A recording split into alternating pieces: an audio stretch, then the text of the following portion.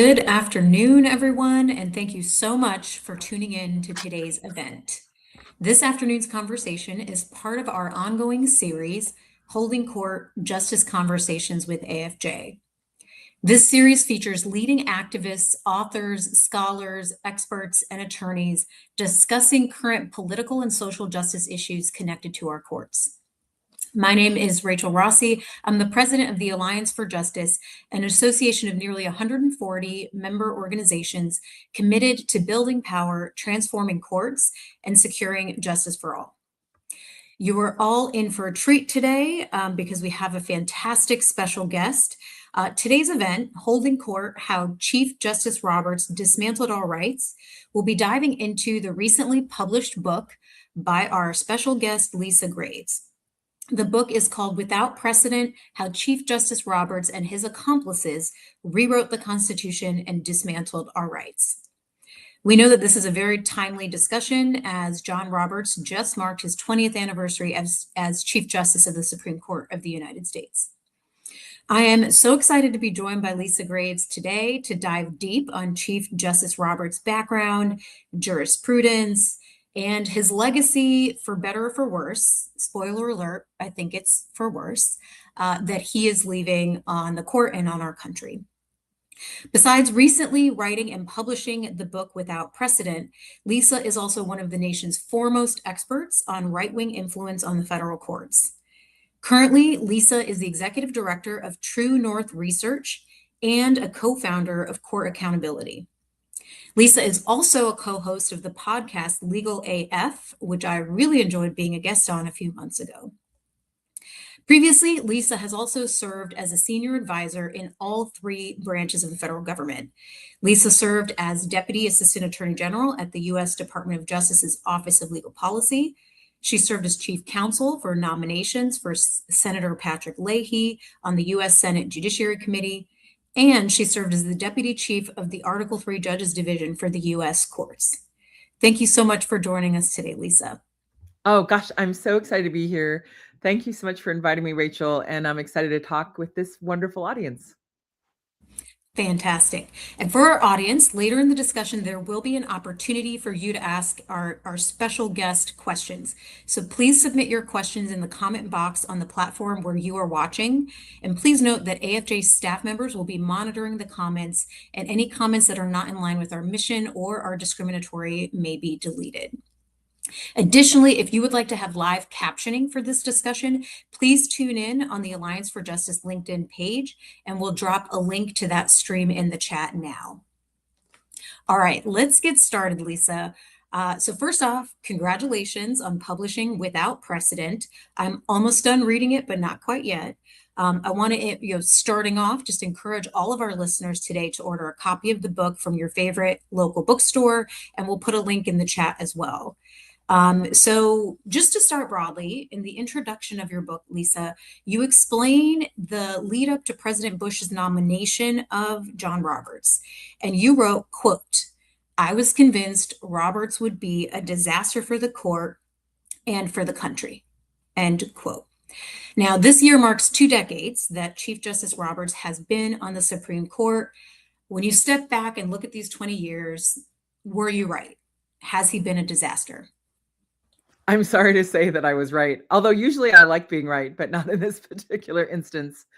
I had been the person on the Judiciary Committee when I was the chief counsel for the Senate Judiciary Committee for Senator Leahy when he was the chairman and then ranking member. I'd been the person who reviewed John Roberts's record in detail and tried to help keep him from getting confirmed. After the Republicans won the midterms in 2002, he was the first one they moved, and there was no way to stop him at that point because Republicans controlled the committee and controlled the Congress. And so that's why I asked my boss whether we could ask that he not get a recorded vote, because I was convinced that he was going to be their nominee for the Supreme Court. They had a lot of gunners in that list of appellate nominees, circuit court nominees they put forward.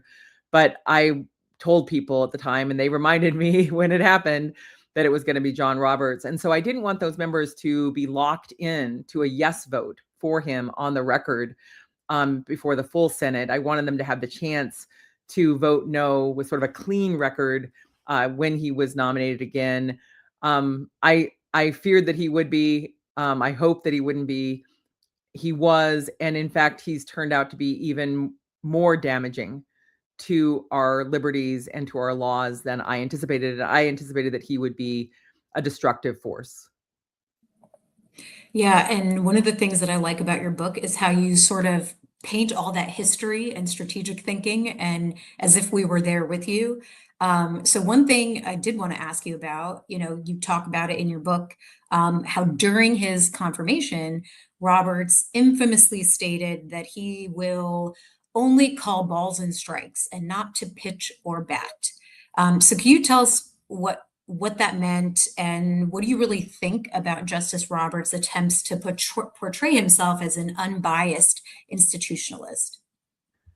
Well, at the time that he was facing those confirmation hearings, I had left the Senate to work for the ACLU on national security. So I was an observer like the rest of the country as those hearings unfolded. And I was appalled when he said that because I just knew it wasn't true. He was chosen for that role on the court in order to regress the law. That's why he was one of the first nominees put up by George W. Bush on May 9th of 2001. That's why he was at the forefront of all their talking points about attacking the Democrats for walking slowly or blocking the confirmation of people like John Roberts. That's why there was no hue and cry when he was nominated that he was going to be another suitor. As many of your followers know, back in the early 2000s, there was this effort that really originated in many ways or was deeply amplified by the Federal Society meetings of no more suitors because he had been nominated by George Herbert Walker Bush and he had proven to be a fair judge. He'd followed precedents. He had signed on with Sandra Day O'Connor in Planned Parenthood versus Casey and upholding Roe. He had upheld other longstanding precedents, as judges typically do, because the other part of that hearing for John Roberts was a lot of questions about what stare decisis means, which is, to stand by things that have been decided. And he tried to sort of dance around that while making it clear to me that he had no intention of actually following it. And Sandra Day O'Connor, quoting another justice, had noted that if the decisions of the court change just by virtue of a change in personnel, that will damage the reputation of the court and show the American people, or suggest the American people, that the court is nothing but a political operation, basically unworthy of being recognized and deferred to as a genuinely fair court. And so I guess I'll just add one more thing to that, if you all don't mind, which is one of the things. So when I heard that happen live, like the rest of you, and the nodding and the acclaim, the headlines of what he pledged, I just knew he was not going to keep his word on that this was another part of his very charming, successful PR spin. But when I looked into it for the book, what I discovered was that, in fact, he never even played baseball in high school or college. He wasn't a baseball player. He was actually a football player, and his coach, and a wrestler, and his coach gave an interview to a right-wing dark money operation, one of the first operations that ever stood up on nominations. He gave this interview in 2005 as Roberts' nomination was pending, and he described Roberts as a particularly crafty and ferocious linebacker, a tackler who would strategize on how to beat his opponents. And that's who we had. That's not who he said he was at that hearing, but that's who we had. And then the last part I'll say is, in really looking through the timeline, what I could see is that at the end of the day, in the summer of 2005, John Roberts was a finalist. The other finalist was Judge Michael Luttig. John Roberts went into that final interview with George W. Bush and deployed that analogy of just being an umpire on the field. It's basically the only thing that George Bush remembered about that meeting was that the umpire is not the most important player. They're not a player on the field, that Roberts had said. And so he deployed that image to great effect with George W. Bush and then to the American public. And it has stuck with a lot of people as their reference to him, notwithstanding his actual actions as Chief Justice, which have been destructive of the rule of law, which have shown him to be a player, not an umpire, not a fair umpire. Right, and you talk about how he really did fool some of the senators and fooled a lot of the public and the media with that analogy and with that kind of PR spin. Would you say that looking over the last 20 years, was there a moment where you saw a decision, something that occurred in Chief Roberts' tenure that signaled that the public was starting to get it, or that signaled the coming transformation of the court's jurisprudence? Or would you say it sort of continued throughout the 20 years of his tenure on the court? I think that a lot of the reporters who are the sort of insider press that covers the court cover it in a way that normalizes what's happening when what's happening is not actually very normal at all. This isn't just a swing in the pendulum. This is a court that was deliberately constructed to reverse the progress of the 20th century.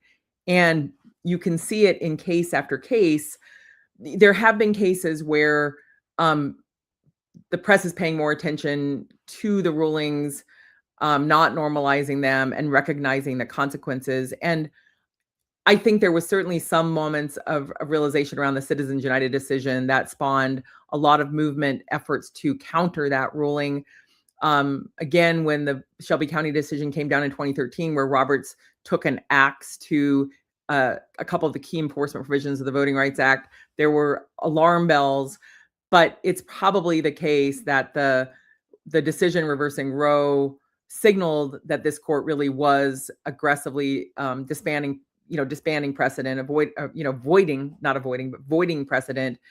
And then the immunity decision last year, the counter constitutional, really outlandish decision to give Donald Trump immunity from criminal prosecution, an immunity that no president has ever had, this broad notion of immunity that is not in the language of the Constitution, that actually commands the president to faithfully execute the law, and nothing could be less faithful than breaking it, especially criminally.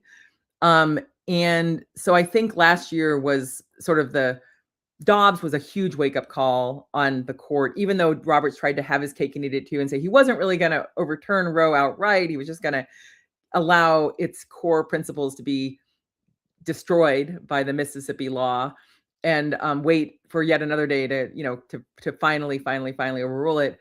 I think people saw through that. They could see what the court was doing. But that decision last year on immunity that paved the way for Donald Trump's return to power, combined with the 24 emergency rulings this year where the Roberts Court has set aside well-reasoned decisions of courts below, issuing temporary restraining orders based on full factual records and in compliance with longstanding law. The fact that this Roberts Court is so aggressively overturning lower court rulings in order to aid Trump, I think has basically pulled the mask off.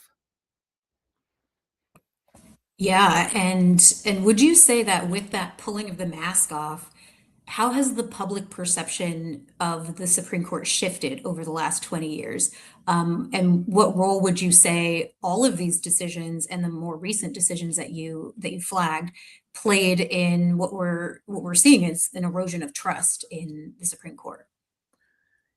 One of the things that sort of there are these things that happen behind the scenes in a way in American society where, in fact, the court for most of John Roberts' tenure had the highest public support of any institution in government, higher support than the president or Congress. Had that respect. That I would say that wasn't necessarily an accurate assessment of what the court was doing and how worthy it was of respect, given the fact that the Roberts Court began immediately to erode abortion rights from one of its first decisions in 2007. It began immediately to revise, more than a century of law on the Second Amendment. So there were things happening that, had they been, I think, maybe better reported, people would have had an earlier, greater sense of how radical and reactionary this court is. But by 2022, with the Dobbs decision overturning Roe versus Wade, after that being the law of the land for nearly 50 years, and recognizing just, what does freedom mean? If you can't have bodily autonomy, if you can't make decisions about your reproductive future, like, are you a free person? Like that, I think, shocked a lot of people, even though groups like Alliance for Justice, and in particular Alliance for Justice and others, were at the forefront of ringing the alarm bells of where these appointments were going, even before the Trump appointees. But like, just that this right was at risk, that they were building this court capture machine to destroy these rights. So by the time the Dobbs decision came down, and it did shock a lot of people, and the consequences are devastating for women across the country and their families and our communities. But also in that time frame, there was tremendous investigative reporting, a lot of it really spearheaded by the great team at ProPublica, but also fantastic reporting from Politico and from Rolling Stone and from the Washington Post, and a number of other outlets, Mother Jones. Like, people were starting to get a much clearer sense of the cloud of corruption that has engulfed the Roberts Court. And so I think what you're seeing right now, where the court is at basically within the margin of error at its lowest approval ratings in history, 2022, 23, now 2025, these are the lows for this court. And that's under John Roberts' rule, with him at the helm. And one of the things that perpetually annoys me, I'll say, is whenever some of these reporters or an editorial board will describe him as an institutionalist. On what basis? What is the basis for that assertion? Like, you declare yourself an institutionalist, therefore it's so. In fact, John Roberts has presided over the Judicial Conference, which was created by Congress as a policymaking body for the judicial branch, and he's the head of it. It has other judges on it, the chief judges of all the circuits and representatives from the district courts, and they have swept under the rug the legitimate complaints about the corruption of Clarence Thomas going back now 15 years. And so early on, reports of corruption they ignored with John Roberts at the helm. Roberts has thwarted efforts to have an actual enforceable ethics code for the court. He's even, in essence, suggested that courts aren't bound by the ethics codes that all federal employees, all government employees are bound to follow. And he, in my view, acted in deeply manipulative ways. This is my personal view. When on the eve of a vote by the Senate Judiciary Committee, where they were planning to vote on whether to issue subpoena to Harlan Crow, one of the billionaire benefactors of Clarence Thomas, and Leonard Leo, the man who has helped orchestrate this court capture and who helped plan trips for justices like Clarence Thomas, and go on other trips with Sam Alito and others. That you see a court that is behaving in this bad way. And John Roberts, on the eve of that committee vote, issued a public statement that the court has always had an ethical code, and here it is, and all the justices sign that they follow it. That was timed right at the time before that vote was supposed to happen with the committee, I think, in order to, in my opinion, my speculation is in order to try to thwart that vote. Now, when you look at that code, it's not enforceable. There's no enforcement mechanism. It sets a lower standard than apply to all the other federal judges in the country. And it even suggests that even if there were a conflict of interest, a justice could stay on a case if they needed the vote to have a decisive victory, basically, which is absurd. There's no exception to conflict of interest rules where you get to have a conflict and stay on and rule on a case just because they need your vote. But that's actually what we saw happen in these last couple of years, where John Roberts sat on cases with Clarence Thomas around January 6th, where Clarence Thomas should have recused, sat on cases with Sam Alito, even though he, hurled over his house, or flying over his houses, were flags tied to January 6th. Roberts has benefited from this lax, or really totally ineffectual ethical code with no enforcement. And he has benefited from those men staying on the court to help him carry forward this regressive agenda. And just to be 100% clear, as the New York Times reported in detail, it was John Roberts who orchestrated that immunity ruling for Trump.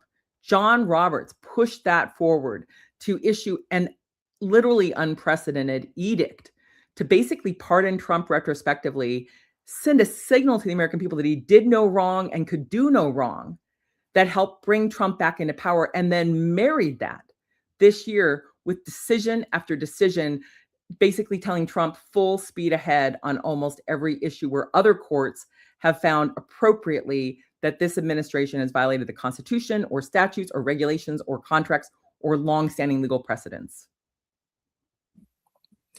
And you've painted this picture of kind of the covert way that Roberts had led and accomplished a lot of this harmful erosion of democracy and of our rights over time. You also talk about in your book not only how his strategy was somewhat covert, but also how he talks about valuing persistence. Can you talk a little bit about that and about how that also was sort of a framing feature of his tenure? Yeah, as I was writing that, I was thinking, how do I approach this? Because he gave a speech to his high school alma mater, the prep school that he went to, in which he said persistence was the most valuable thing. It's more valuable than talent. It's more valuable than X and Y and Z. And I have to say, as a general matter, I favor persistence, right? I support patience, but if you have someone who has that as his top value, and this person is in an unchecked position of seemingly almost unlimited power. And so they have time through the tenure of Supreme Court justices to march forward on their agenda. It actually becomes like a weapon. It's not just like a good trait for someone to not not give up, if they're fighting an illness, or, to not give up if they're running a marathon or something.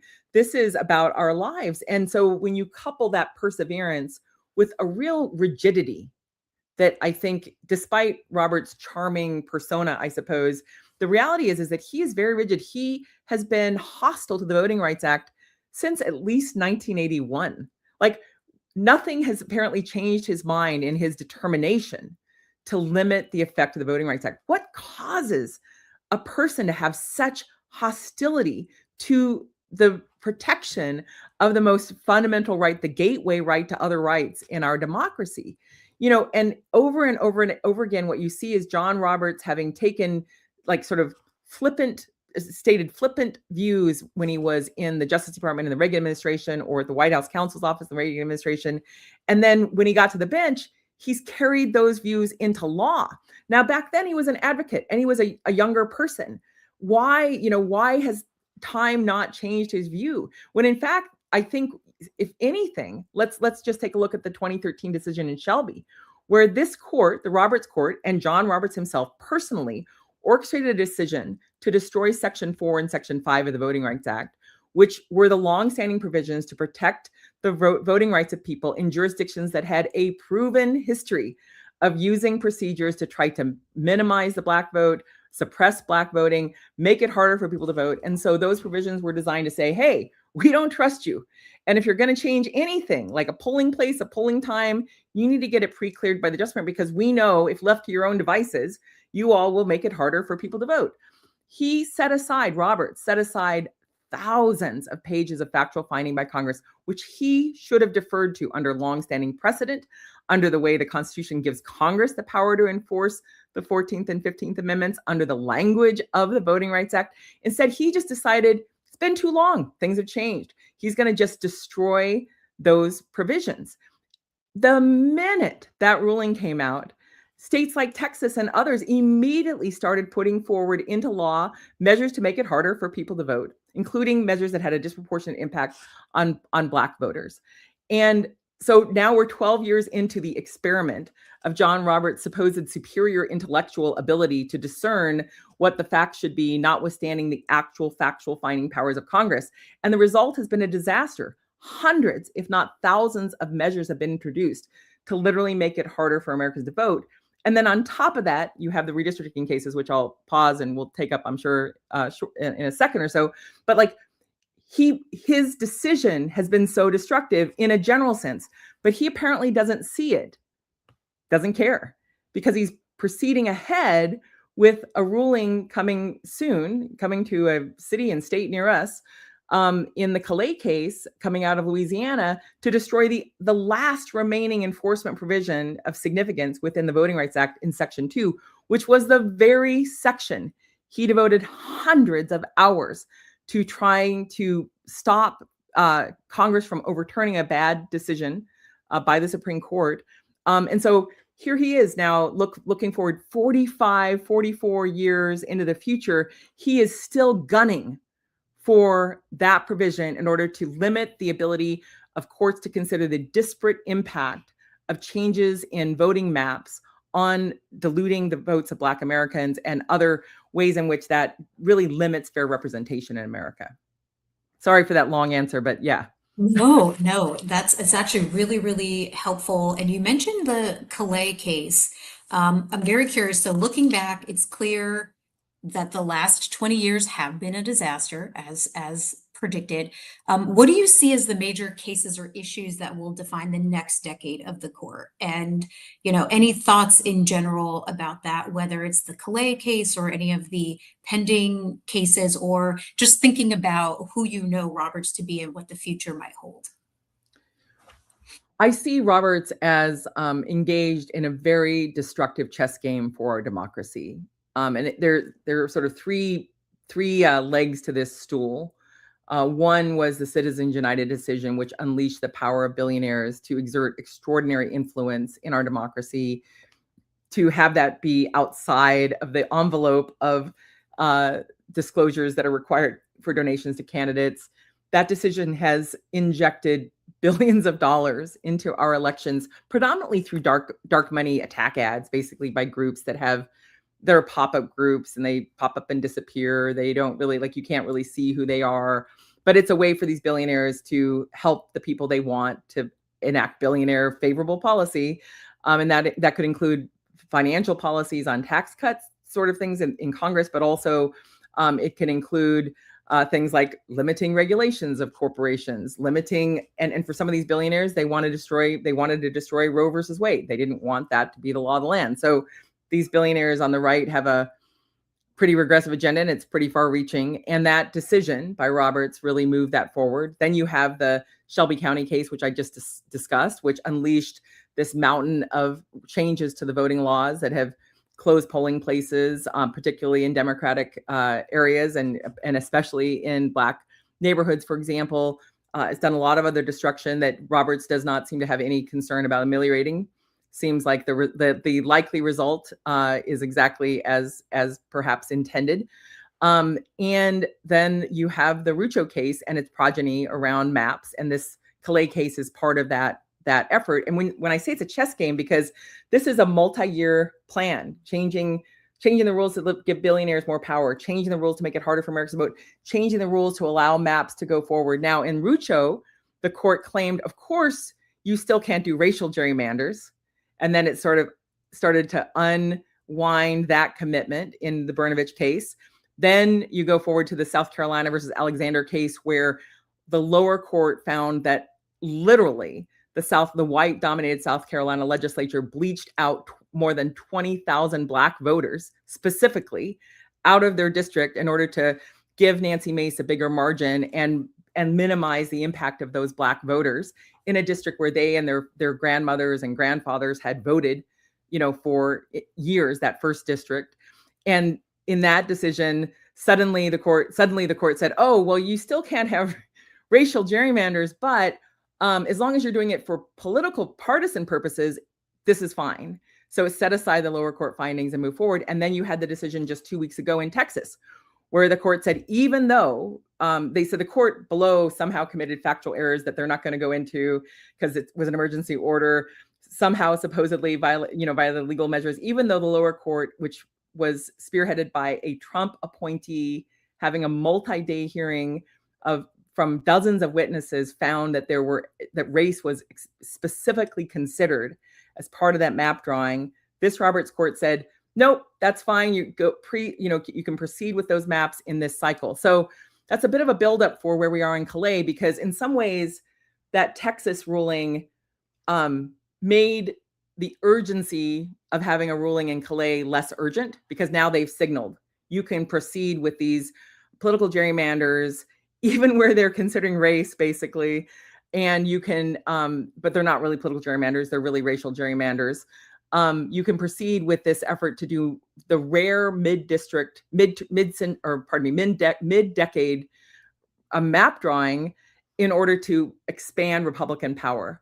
this isn't in the abstract. This is the reality. And the court is making this ruling when it knows that Donald Trump has expressly told these legislators to change their maps to try to save him from any accountability in Congress, prevent there from being a Democratic majority in Congress that might hold hearings about this administration, might actually demand that these witnesses come forward and tell the truth or hold them to account if they lie, that might conduct impeachment proceedings, might stop really egregious, outrageous things like cutting off people's ACA subsidies so that their health insurance goes through the roof, have negotiating power. John Roberts and his cohorts, the political appointees to the court by Republican presidents as part of this court capture machine, issued that Texas decision not in the abstract, not in a vacuum, knowing full well that this president, the president that they've been aiding over and over and over again, wants those maps redrawn so that there can be basically a permanent Republican majority in the House, regardless of what the majority of American people actually want and need and are desiring, I think, in order to hold this administration accountable and put some brakes on this out of control train. So there are other decisions that are coming, in this decade that are going to be problematic by this court, because this court is going to continue to limit our rights, to overrule our rights until we stop it, until we put together the coalition needed to have real court reform to restore and expand our rights. And on that dark note, and we are going to talk a little bit about what does that fight look like at the end here. And I know we've already got some audience questions around specifically that. How do we fight back? But before we get there, I want to turn a little bit more to your book. And I promise to our audience, no real spoilers, maybe just a little bit of spoilers. But you separate the book into 5 sections: inception, capture, distortion, control, and domination. And just the section titles kind of give you chills a little bit when thinking about the Supreme Court and where we are today. Can you tell us why you decided to lay out the book in this way? Yes. I spent a lot of time actually walking in the woods thinking about, how do I tell this story of this court capture in a way that people can understand the power dynamics? Because, I've read a lot of books. There are a lot of good books that I'm fans of that talk about legal doctrine or legal policy or this Supreme Court case or that. And I didn't want to write that kind of book. I wanted to write a book that described the power structure that we are seeing, unfold under this court, how this court is behaving in these extraordinary ways. And so then I try to think of what substantive issues could I really explore in order to illuminate what's been happening? Because I think, one of the challenges with, newspapers or magazines is you're just seeing one case at a time, or, oh, this year, this case happened. Oh, this case happened and that's bad. But you're not seeing how it fits into an overall structure. And so that's why I structured the book in that way, to show these different elements of control and domination of society by a court that is, no court in American history has ever been constructed in this way. There was this huge right-wing backlash against the Warren Court for daring to declare that you can't have racial segregation in public schools. How dare they? Even though the Equal Protection Clause of the Constitution expressly says that all persons, are entitled to equal protection of the law. But that Warren Court was not a partisan court. Warren was a Republican. He was the former Republican governor of California. That was not a court that was created in order to overturn Plessy versus Ferguson. And similarly, in Roe versus Wade, that was a 1972 decision. It was a 7-2 decision authored by a Republican appointee to the court. The court was not constructed in order to put people in place to decide that women have access to reproductive rights, or the previous case in Griswold, that women have access to contraceptives. The court before these most recent sort of Republican iterations under Rehnquist and now Roberts was actually just in some ways sort of randomly constructed of judges who had a variety of backgrounds, but weren't chosen in order to change the law. But what's different now is that these judges were. Thomas certainly was, as a way to replace my hero Thurgood Marshall with someone who would be destructive of that civil rights agenda. But everyone since the No More Suitors campaign, that's Roberts, Alito, Gorsuch, Gorsuch, Kavanaugh, Amy Coney Barrett, they all were chosen as part of this machine to not just get a Republican appointee on the court, but to get someone who would embrace this very regressive agenda to roll back the precedents of the 20th century. So that's why I wanted to not just take a look at this, certainly not like a law review article, but from a real perspective of how this is affecting real people's lives and how it's not random, how it is part of a structure of domination by this court, by these justices who are really, in my view, acting as political operatives, like an appendage, in my view, of the Republican Party, not being fair, but instead trying to advance this particular set of agenda items to reverse our rights and to basically allow this authoritarianism to come barreling into America. And I have to say, that's one of the things I really love about your book is just how you do weave it all together to tell that narrative about the agenda, and make that clear for us. And you talked a little bit about voting rights. You talked a little bit about the erosion of reproductive justice and reproductive rights. You talked about a number of different areas. I wanted to get your perspective on guns. So the first chapter of the control section in your book is entitled Guns. And I know we all know just last week we watched a horrific mass shooting at Brown University. Mass shootings are unfortunately continuing to be so common, and so are daily acts of gun violence, death by suicide. We know that there is a gun violence problem in our country. And in the introduction of this chapter on guns, you write, quote, "The majority of Americans want stricter gun laws, but John Roberts has used his judicial office to reverse decades, one might argue centuries, of legal precedent, contorting the Constitution in order to make it easier to buy, stockpile, carry, conceal, and use deadly weapons." So can you tell us a little bit more about the legacy of the Roberts Court on gun issues? Yes. So this is an area where a lot of these areas I've worked in the policy arena for a long time. This is an area where I had been Deputy Assistant Attorney General at the Justice Department in the Office of Legal Policy on the gun team. I helped write and manage the production of the National Integrated Firearms Violence Reduction Strategy, which was a set of proposals after the Columbine massacre, which was sort of the beginning of the sort of wave, these last coming in now on 3 decades of mass shootings. There were some before then, but they were less frequent. And so I was there when Ashcroft was nominated to be the Attorney General, and when this issue, how do we read the Second Amendment, was discussed as part of his nomination. He promised he was going to follow the law. He was not going to inject his personal views. But then the first thing he did when he became AG was write a letter saying that the Second Amendment protected an individual right to bear arms, which no attorney general had ever taken that position. And the Justice Department started changing its position in court along those lines, despite his promises to get confirmed. And there was the Supreme Court, ready to embrace this radical, very recent assertion of what the meaning of the Second Amendment was. And that decision came down in a scenario that was truly astonishing to me, which is that Antonin Scalia had just in that year before received an award from the global NRA, basically the Global National Rifle Association, a version of it, independent, but a version of it, where he was the world shooting ambassador. And he did not recuse himself from that case. In fact, he told his allies in the gun lobbying industry who were at that meeting that if they took the case, it would mean they were going to win. That if they had the 4 votes to take the case in Heller, the case coming out of Washington, D.C., that they would win. And Roberts went along with that decision. That was a radical decision that began the process of changing our ability to regulate firearms.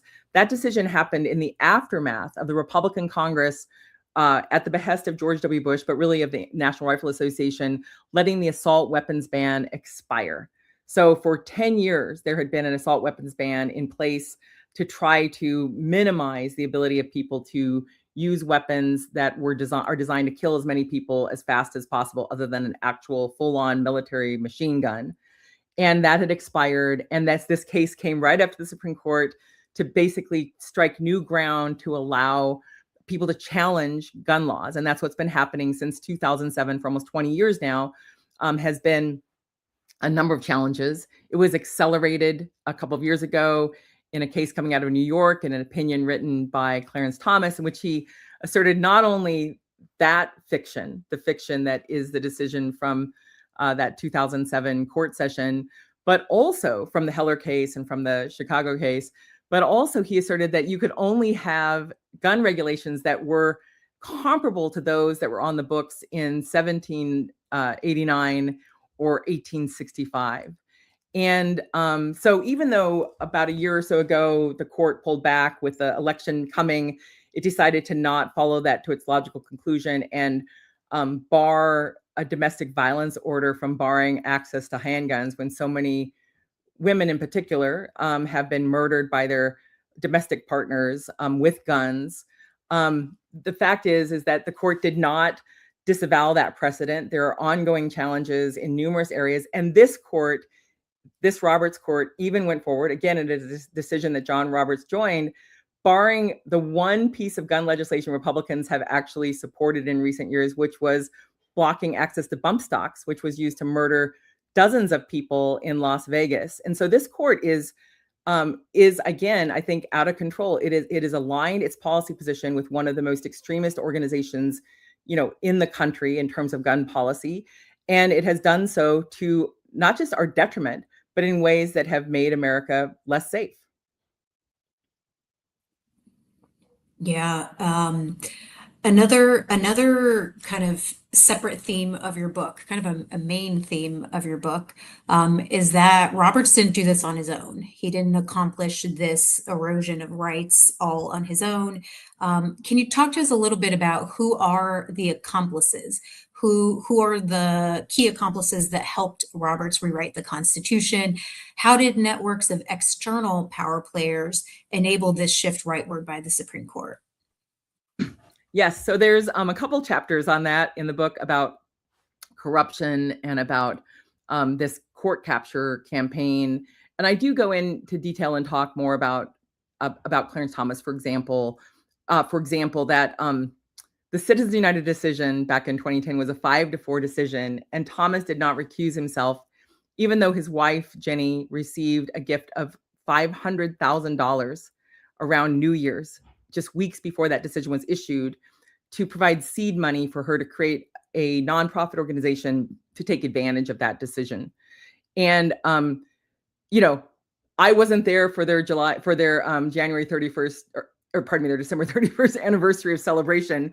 What I know is that she rushed off to get a corporation in place to basically accept the check. And Harlan Crow was Thomas's longstanding and has been Thomas's most longstanding benefactor. And in my opinion, there's no scenario in which he didn't know. And in fact, in that ruling in Citizens United, Clarence Thomas issued a concurring opinion in which he asserted disclosure would chill free speech, meaning chill the giving of money. So that was a lot of hubris on his part. But the reality is that decision never should have come down. It would have been a 4-4 decision upholding the lower court's rulings on the constitutionality of our campaign finance laws, our anti-corruption measures. So that's an example where you have an accomplice, you have corruption, you have a substantive result that hurts us.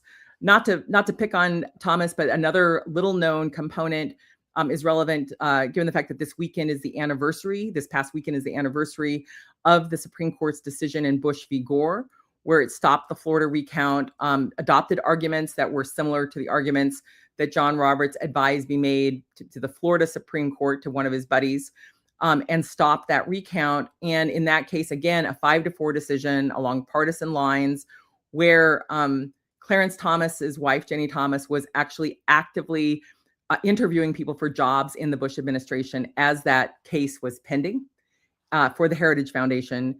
And then after Bush became president, she became the Heritage Foundation's liaison to the White House.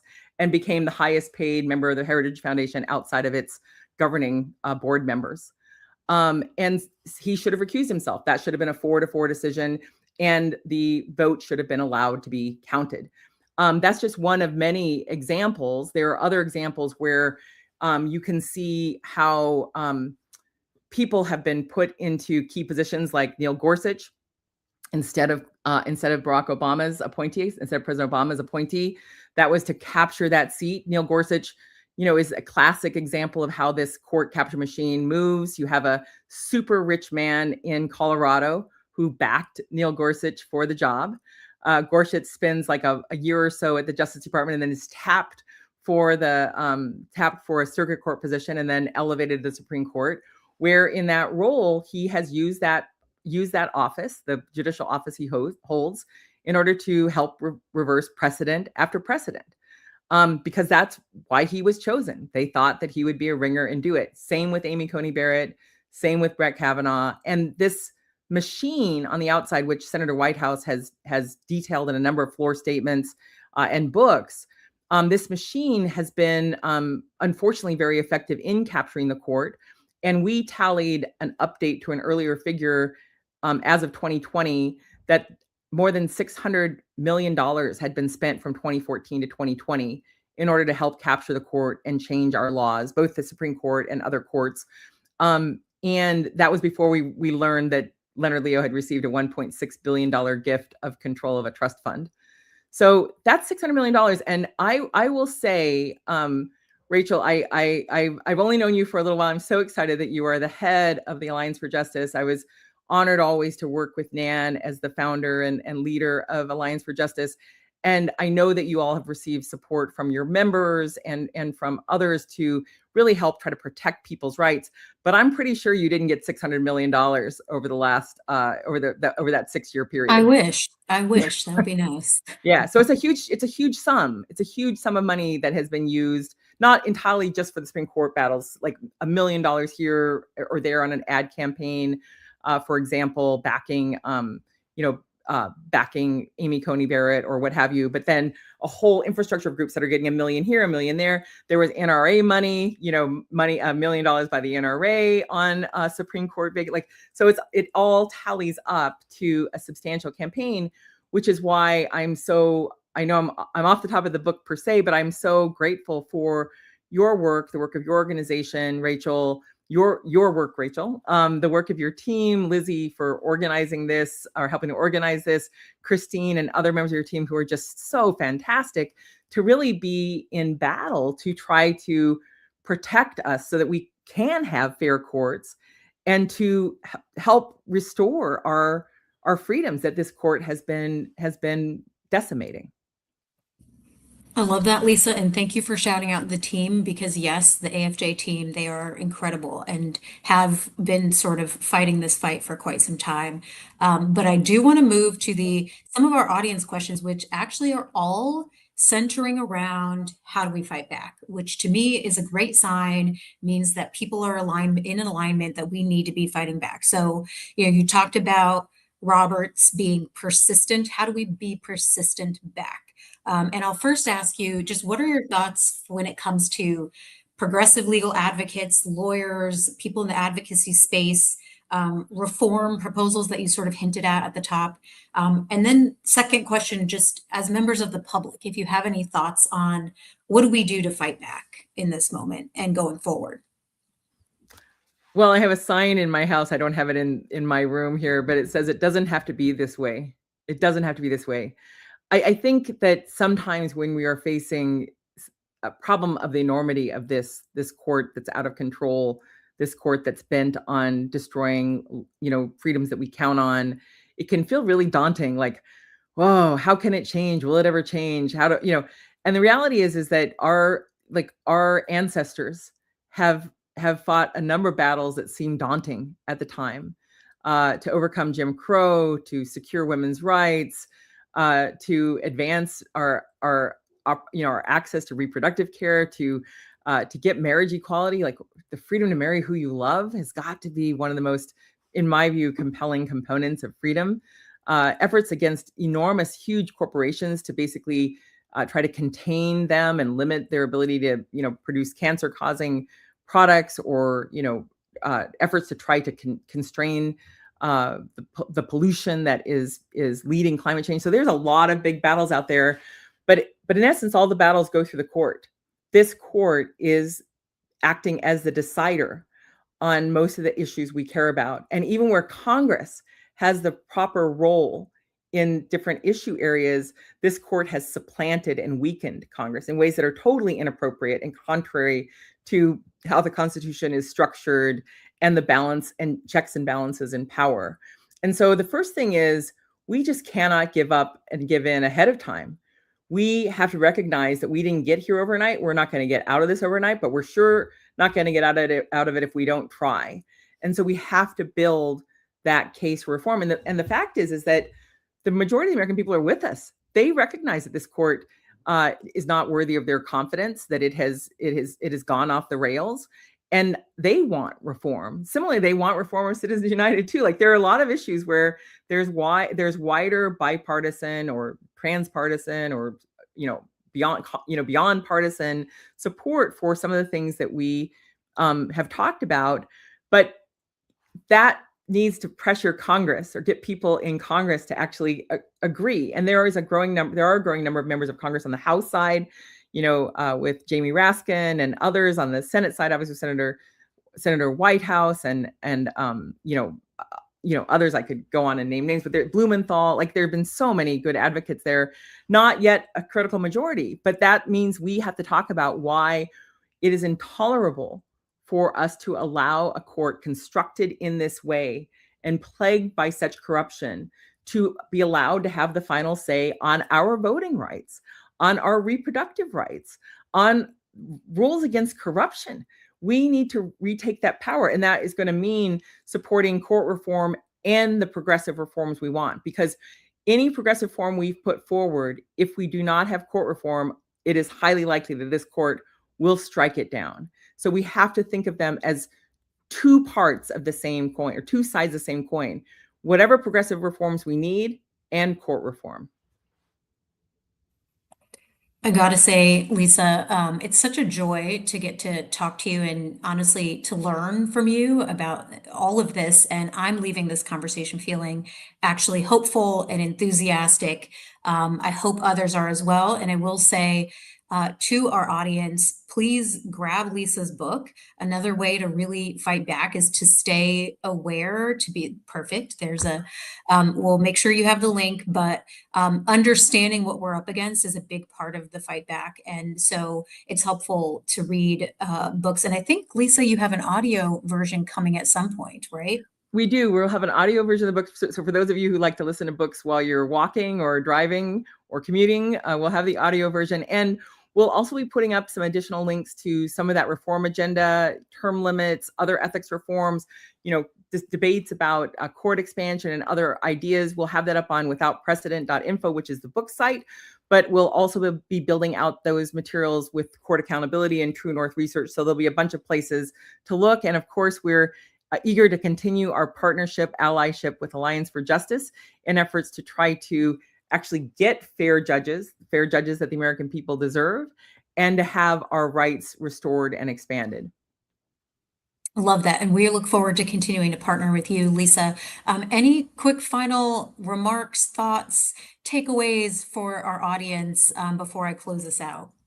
Well, I feel like I will read from just my opening quote for the book, because it's the quote that I carry with me everywhere I go, in addition to the Constitution and the Bill of Rights. And I will say, we have a lot of opportunity in this coming year in 2026, with the anniversary of the Declaration of Independence, to have a wider set of conversations about what freedom means, why we need to have checks and balances, why we need court reform. But for me, my hero, Frederick Douglass's quote really helps sum up what I think about on a regular basis. And he says, "Power concedes nothing without a demand. It never did, and it never will.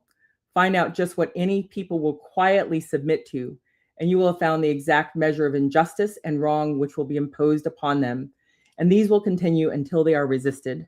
And then he goes on in a later part to say, "The limits of tyrants are prescribed by the endurance of those whom they oppress."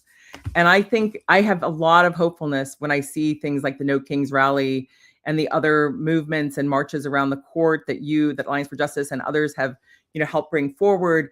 We have a lot of people who know things are off track and want to have checks on presidential power, checks on the abuse of power, and who are spending part of their time really working together to help build this movement for reform. So we have a lot, even in these dark days, to be hopeful for. There are a lot of signs of hope. So we just please don't give up. Please don't give in. Even if you have to take a pause for a second to catch your breath. This is an important fight. It's a moral fight for our future, for our families, for our communities, for our country, for our planet, for our freedoms. And I, for one, I'm happy to be able to be here right now and know what I need to do to help spread the word on that we can do something and we must do something. Incredible. Thank you, Lisa. And yes, I take that as a call to action. And I know my colleagues on listening today feel the same way. We have to fight back. We simply have to.